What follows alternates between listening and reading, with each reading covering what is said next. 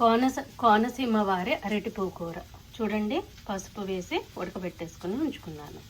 ఒక ప్యాన్ తీసుకుని అందులో 2 చెంచాల శనగపప్పు, 2 చెంచాల మినప్పప్పు, అర చెంచా ఆవాలు, అర చెంచా జీలకర్ర, కొంచెం పసుపు వేసి వేయించుకుని 3 ఎండుమిర్చి, 4 పచ్చిమిర్చి, కరివేపాకు, ఉప్పు, నూనె 3 చెంచాలు, ఓ అరచెక్క కొబ్బరి తురుము, ఒక అరగంట సేపు కందిపప్పును నానబెట్టుకోవాలి. ఒక 20 మినిట్స్ ఉడికించి పక్కన పెట్టుకోవాలి.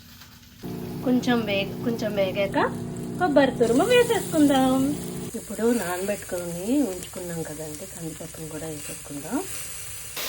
ఇప్పుడు అరటి పువ్వుని కూడా వేసేసుకుందామండి. ముందుగా సిద్ధం చేసేసుకున్నాం కదా, పచ్చి నీళ్ళల్లో సన్నగా తరిగి ఉడికించేసుకున్నది వేసేసుకుందాం. ఫైనల్గా చింతపండు సైజ్ అంతా చింతపండు గుజ్జు అయితే వేసుకున్నాము. ఒకసారి కలిపేసుకుంటే మూత పెట్టేసుకుందాం.